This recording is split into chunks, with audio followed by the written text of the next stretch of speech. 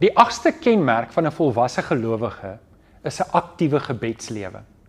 In Efesiërs 6 vers 18 lees ons Paulus moedig die gemeente aan, doen alles bidend en smeek God by elke geleentheid deur die Gees. Wees waaksaam en bid geduldig vir al die gelowiges.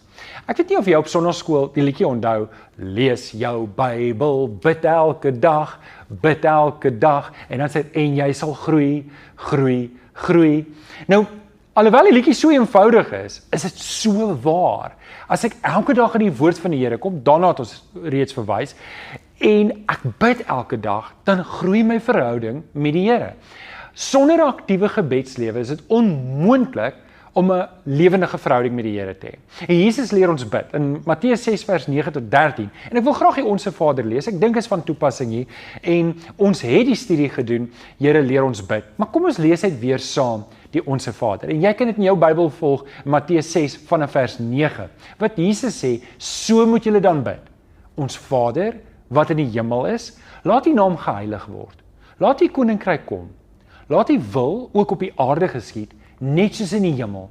Gee ons vandag ons daaglikse brood en vergeef ons oortreding, net soos ons die vergewe wat teenoor ons oortree. En laat ons nie in die versoeking kom nie, maar verlos ons van die bose.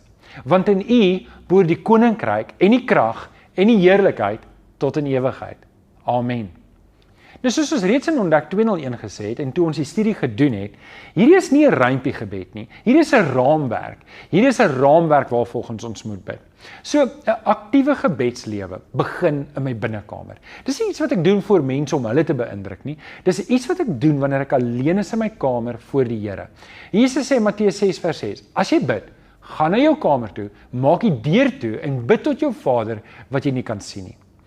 Nog 'n ding wat ons mekaar moet sê oor 'n aktiewe gebedslewe is dat gebed is iets waarin volhard moet word.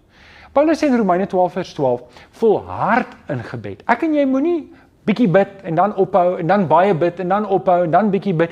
Gebed is iets wat ons elke dag moet doen. Onthou, gebed is 'n gesprek met die Here. Toe ons stilte tyd gedoen het ons gesê, Bybelstudie is wanneer die Here met my praat, gebed is wanneer ek met die Here praat. En daarom moet ek volhard, want ek wil my verhouding met die Here verdiep. Nog 'n gedagte oor gebed, en dit is, die gebed van 'n gelowige het 'n kragtige uitwerking, sê Jakobus 5 vers 16. Die vers brei uit om te sê, Elia was 'n mens net soos ek en jy. En hy het gebid dat dit nie moet reën nie, en het dit vir 3 jaar en 6 maande lank nie gereën nie. En toe het hy weer gebid, en het dit gereën. Let net op, die frase sê, Elia was 'n mens net soos ek en jy. Nou Jakobus 5 vers 16 sê dit, die gebed van 'n gelowige, nie van iemand wat 'n Jood is of die regte geslag is of die regte kerkdenominasie is nie. Die gebed van 'n gelowige het 'n kragtige uitwerking. Elke gelowige behoort te bid.